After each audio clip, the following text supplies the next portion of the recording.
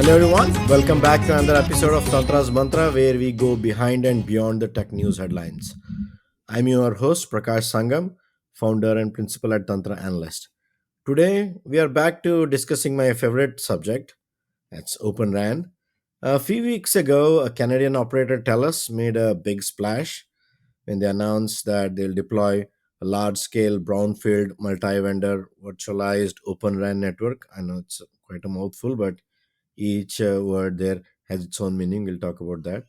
Yeah, and more interestingly, unlike other brownfield operators, TELUS said that not only they'll have their new builds with Open RAN, but also they'll replace their existing legacy network with Open RAN. One reason being, Canadian government's mandate to replace Chinese infra from their network. While that provided a great opportunity, I think Talos' all-in move to Open RAN is a bold one and it's highly commendable. If done right, I think Talos could pave the way and kind of construct a roadmap for many brownfield operators who are looking to deploy Open RAN in the future. So TELUS announced that its network will be multi-vendor, as in servers are coming from HPE, chips are coming from Intel, RAN software and radios are coming from Samsung, and so on. However, they did not specify their other the radio vendor. I think in terms of multi-vendor RAN, integrating RAN software with multiple different radio vendors is the key. So we'll talk about that. And when you're undertaking such a large challenge of deploying a large scale network with a relatively new technology, of course there are challenges, and of course there are equivalent rewards as well. And to discuss all of those with us, we have a special guest today, and that's none other than the CTO of TELUS, Nazim Benhadid. Nazim, welcome to the show. Hi, Prakash. Thanks for having me.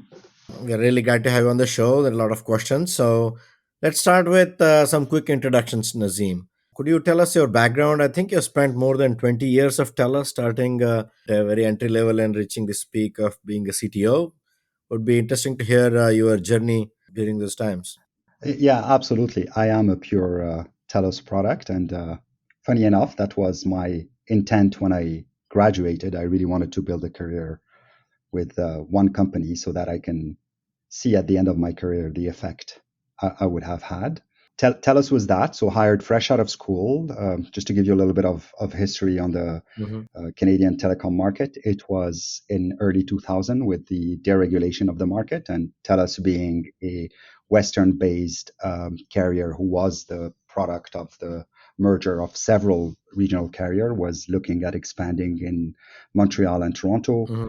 At the time, I did my capstone engineering project on MPLS, and turned out TELUS deployed the first MPLS network in North America. And Hmm. since then, I worked in IP, legacy voice, access, mobility, cloud, and culminating now with my current role of CTO. Perfect. So that give you a all-rounded view of the business and the technology, and set you up for the CTO role, right? Absolutely, absolutely. Perfect. So we talked about your announcement in my monologue. So, what is the current status of your Open RAN vRAN deployment, and what has your experience been so far? It has started, and we're ramping up. Mm-hmm. So far, the experience has been extremely positive. So, to recap, Mm-hmm. every one of the component is from a different vendor. So far, the hardware is from HPE with an Intel chipset. The container platform is from Wind River. Mm-hmm. The network function is from Samsung. And the ORUs are both from Samsung and from a third party Mm-hmm. Canadian antenna provider that should not be named yet because we're still going through our procurement activities. But we've tested both with Samsung radios and non-Samsung radios. Mm-hmm. Um, we've deployed in production, and so far the results are as good or better as traditional RAM. So we're very, very pleased with where we are. Perfect. We'll go into a little bit of a detail. as we go through the interview. So to start with, what was your biggest motivation for choosing virtualized Open RAN? So there's a couple of dimensions to this. There's a strategic dimension and there's a tactical, opportunistic dimension to it. Mm-hmm. So on the tactical opportunistic dimension, you already mentioned, we have to rip and replace our network. Mm-hmm. And if we are to do that, we thought that it would be wise to replace with the future technology versus a like for like. So, Mm-hmm. we have to do this replacement on our own dime, and there's really very little value for us by doing that. So, by going into ORAN and Mm-hmm. getting the benefits of ORAN, we think we can, you know, make good of an unfortunate situation. Mm-hmm. But there's a more strategic conversation here, which is Mm-hmm. the competitivity in the OEM ecosystem. Mm-hmm. Where we were already a consolidated industry, but with this what seems to be more and more a split of, I don't know if I should call it friendshoring, or having some vendors allowed in some parts of the world and some vendors not allowed in some parts of the world, Mm-hmm. creates a situation of not monopoly, but it reduces competition. Yeah. Open RAN actually not only tackles this issue, but it creates opportunities. So now, Mm-hmm. you're an expert in this domain. You know that when you go into a traditional RAN vendor, you're kind of locked in. The substitution costs are very, very high. Mm-hmm. Once you make your decision, you're kind of set for it for a period of time, regardless of the performance or the innovation of the vendor you selected. Correct. With Open RAN, you have a lot more optionality. Yeah. And in terms of cost, was that a consideration for you guys, or and also when you're starting to deploy and your place orders and so on, are you looking at cost being similar to a legacy, higher or lower than that? So it's lower than that. Mm-hmm. And we believe that we're at the beginning of the curve, Mm-hmm. and that future costs are going to be lower. Not only costs of deployment, but also operational costs. Both Yeah. the care and feed of the network. Mm-hmm. ORAN comes with a strong framework for automation, Yeah. but also in terms of innovation. Like if you look at one of the big costs of a wireless network is power consumption. Mm-hmm. With ORAN, with the right innovation, it allows you to really, really control how much of the power you use, and what does sleep mode mean, and how can you optimize that. So we're bullish on not only the benefits, the TCO benefits that we're seeing today, but also the potential for further TCO benefits. Okay. And who is doing the system integration, which is the most challenging part in my view for Open RAN? Are you doing it yourself, or your vendor doing it, or how is that? So we're playing a point on system integration. Mm-hmm. Couple of reasons for that. First of all, if I step back a little bit and look at our journey on the telco cloud, Mm-hmm. we chose very early to build a multi-tenant open telco cloud, Mm-hmm. which means that we had to do some serious system integration at the time, Okay. and kind of developed the muscle for that. So that's one of the reasons we decided to do it ourselves, Yeah. capability. But the second reason is also because very early on, we came to the conclusion that we had to pick an ecosystem of partners, Mm-hmm. and that with the right ecosystem of partners, who are open, who are willing to build affinity at the interface between their own systems, well, the integration effort would be much lower than anticipated by the industry. And that's what you're seeing when you're actually deploying. You don't have to do a lot of changes, other things when you're connecting these different pieces from different vendors. No, it's fairly stable, Mm-hmm. and even integrating or testing and integrating new ORUs, we've fine-tuned the process to be able to do that within 8 weeks. Okay. So so far like we were really nervous about this, Uh-huh. but it turned out if you make the right decisions upfront and you have the right collaboration from your partners, then the integration is something that is I wouldn't say trivial, but definitely manageable. Okay. And you said you did the testing in terms of performance, and then you're happy with the Open RAN one.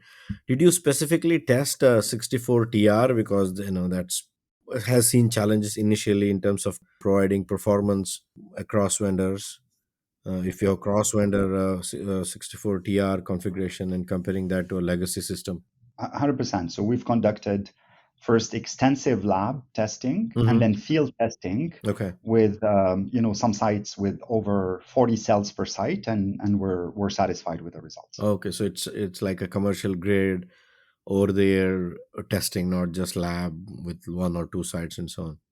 No, no, no. We've had clusters of over 30 sites in production for a few months now.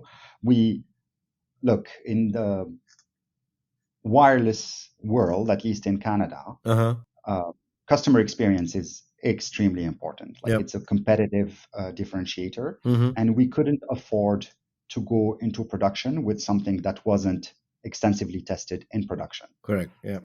And so far, as I said, we're very very happy.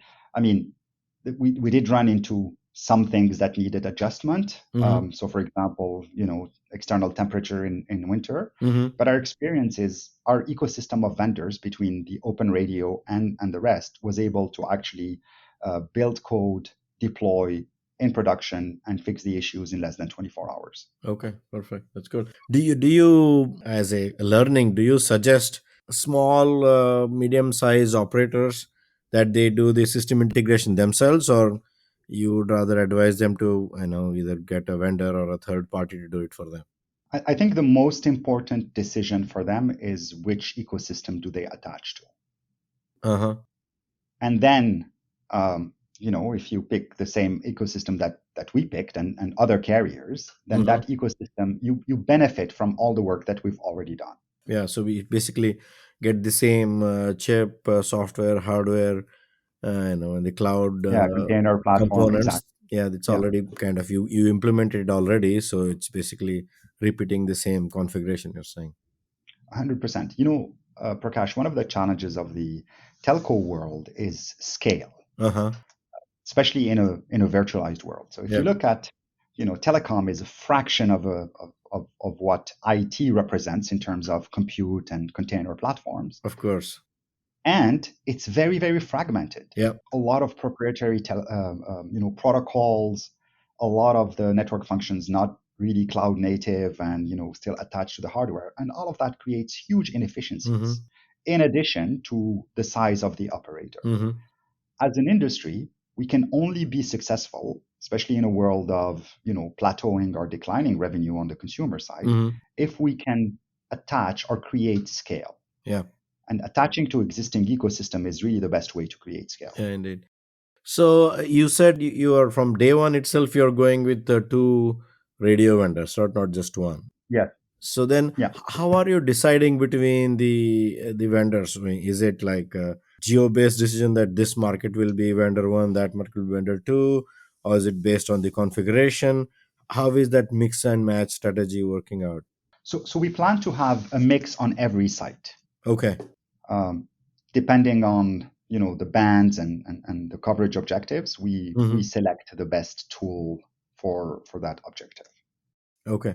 So I mean, you're looking at performance for that specific band from the that specific radio vendor, Yes, and performance, who is cost. better. Yes, I see. but Okay. that's why I call it true open run, right? So every one of our sites will have two radio vendors, Uh-huh. both of them. Oh, I see. Wouldn't that, also bring in complexities in terms of managing and so on?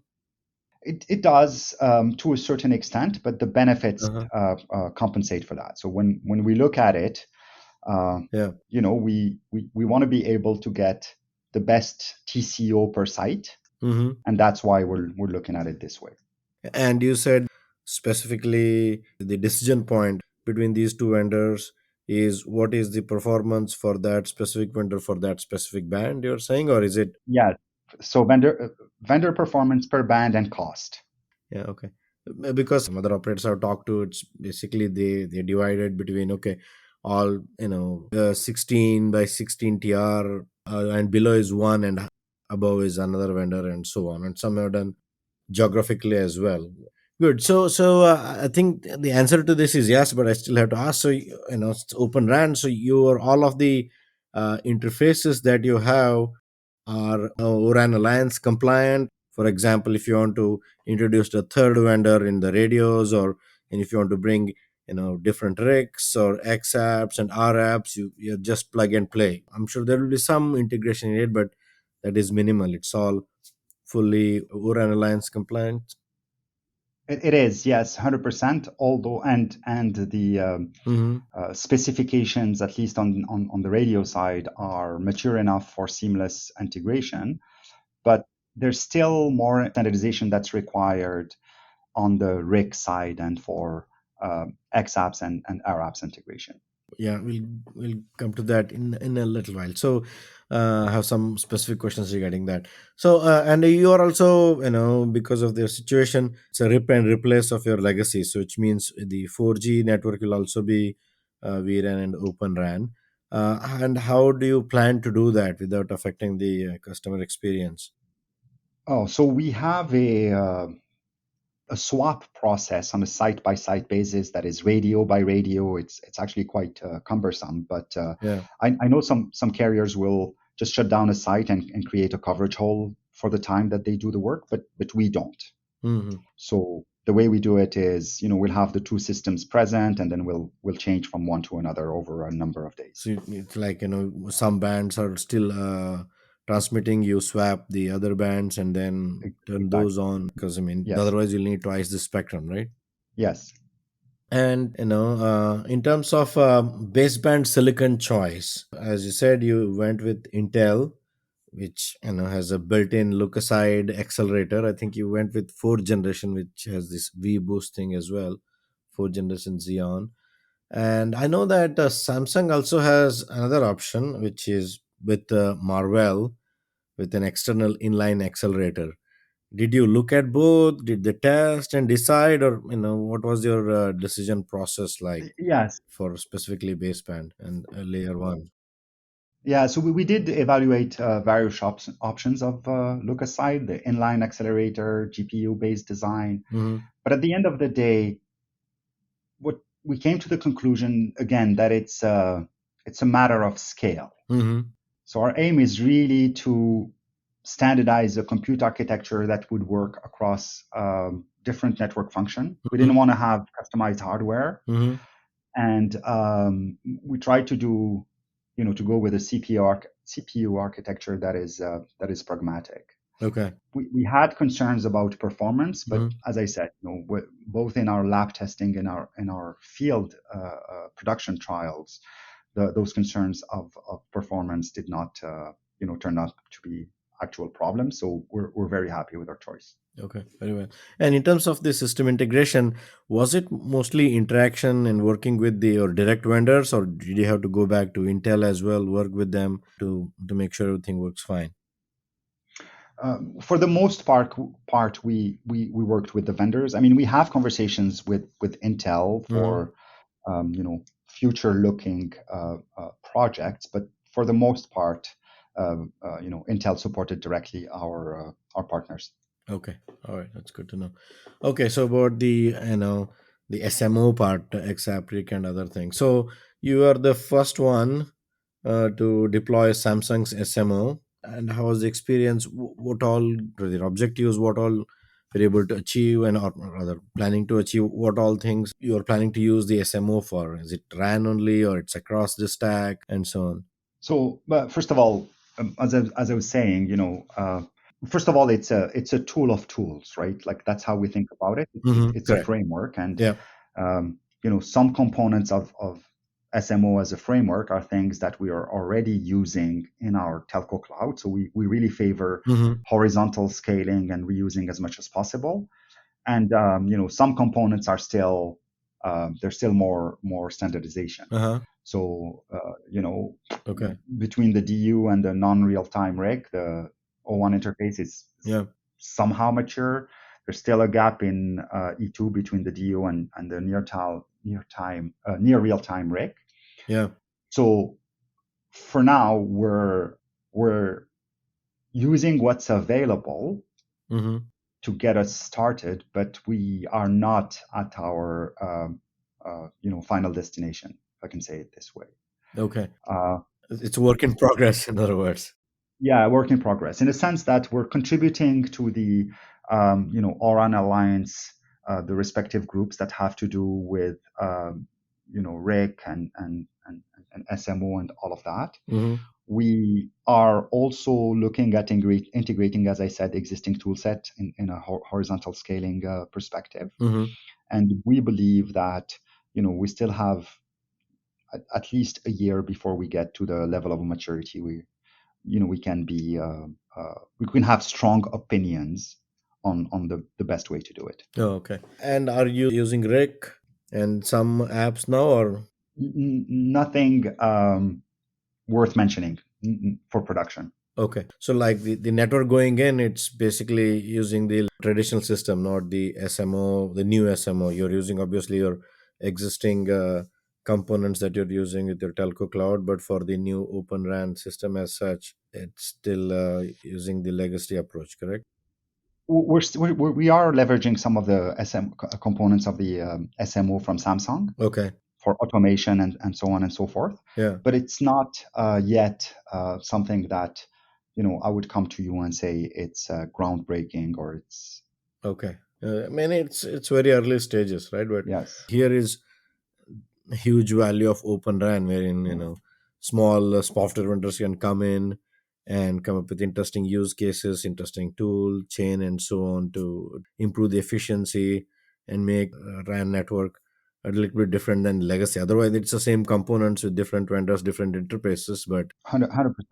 So as much as I like the fact that now the deploy and a big part of the day two support is fully automated, yeah, I still think that the value will be in added values in X app and our apps, yeah, but the market is still small, right? You have more and more carriers such as ours that are making announcements around being ORAN supporters and deploying it. And I yeah. think that's going to create the right momentum in the market to actually start fostering innovation and seeing interesting things in this space.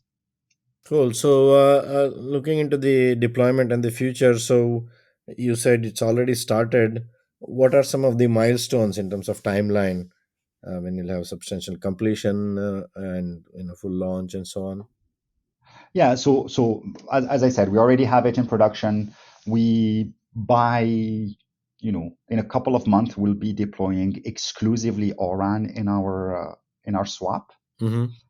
and what's left of our network is like left basically 50%. So uh, by the end of next year Okay. we'll have 50% of our network that is completely ORAN.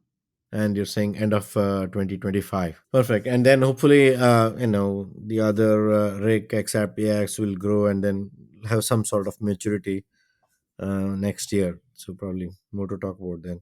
Yes. Okay, perfect. So yeah, thank you very much. Did we miss anything? Any other things you want to point out about your regarding your experience with OpenRAN? Nothing in particular other than we know what traditional RAN can provide, and we know that it's been very slow. Yeah. That it's in terms of innovation, that it has high lock-in, Mm-hmm. has high cost, Mm-hmm. and it doesn't scale. Yeah. So I really encourage our peers in the industry to look seriously at ORAN, true ORAN. Mm-hmm. It's possible, Yeah. it works well, and um, the more that we invest in it, the more scale it will have, and the more it will work for all of us. Excellent, Nazim. Thank you very much. This was a great discussion, and thank you for patiently answering my questions, every little of them, and sharing your insights. And best of luck with your deployment. Thank you, Prakash. So, folks, that's all we have for now. Hope you found this discussion informative and useful. If so, please hit like and subscribe to the podcast on whatever platform you're listening this on. I'll be back soon with another episode, putting light on another interesting tech subject. Bye bye for now.